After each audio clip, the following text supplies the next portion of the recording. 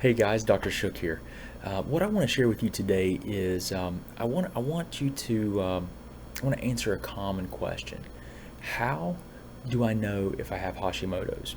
And so, I'll tell you that. So what we do is we do testing, like antibody testing, to really give us a quantitative answer, right? But let me describe what we commonly find clinically. Okay? Hope I'm not waking anybody up. Um,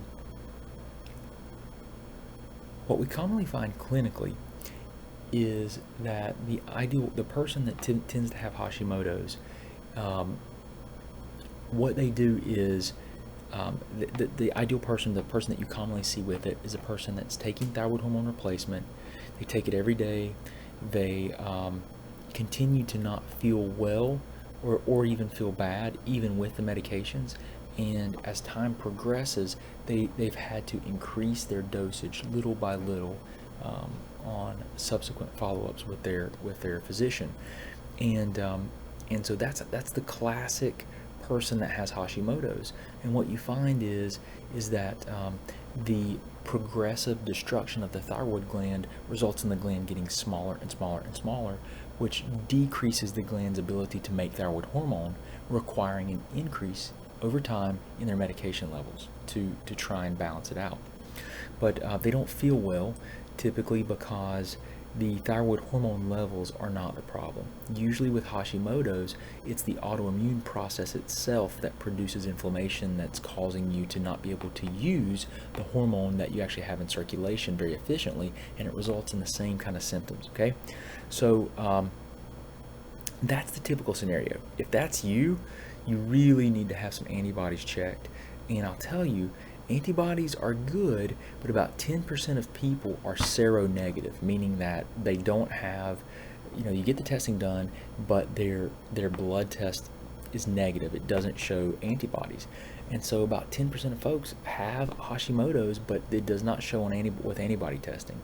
Now, another problem is that if you have a white blood cell total, if you have a white blood cell count that's 5 or below, you're more likely, I've observed this, you're more likely to have false negative results, because the cells of your body that make antibodies are white blood cells. Okay, so once the white blood cell total gets to below a certain number, you have less of a capacity to manufacture antibodies. Okay, I've seen where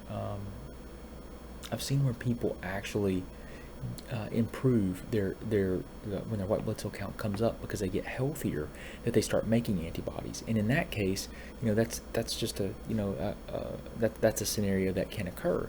They actually get healthy enough, they get enough white blood cells because their immune system is no longer suppressed to actually make antibodies. So I want to share that with you guys. I think it's really important that you know that there's a classic scenario here, and that's how you can really kind of symptomatically better understand if you have Hashimoto's. You can also, if your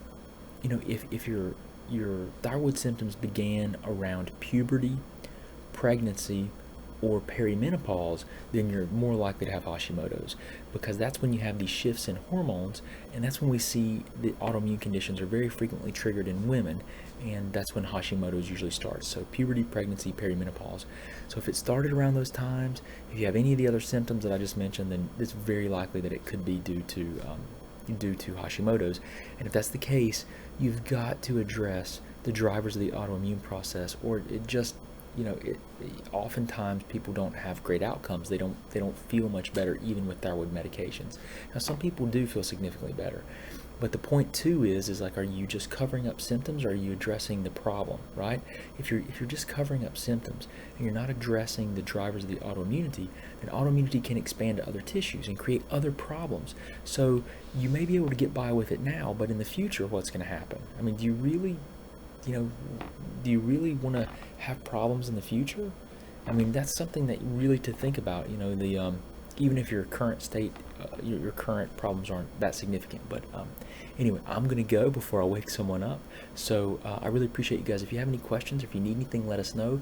Remember, if you need help, if you feel like you need help, I offer distance consulting where we communicate via Skype, FaceTime, or phone. We can typically get labs ordered near you. So if you need help, I may be able to work with you.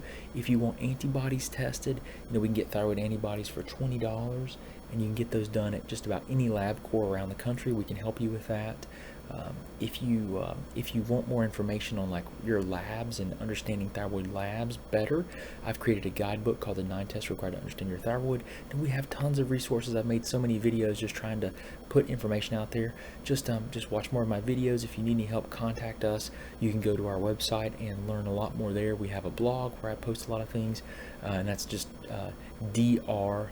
Brad Shook. So it's DrBradShook.com, and you can learn more there. But I really appreciate you guys. Hope you have a wonderful day, and I appreciate you coming here to learn more about your health. Thanks.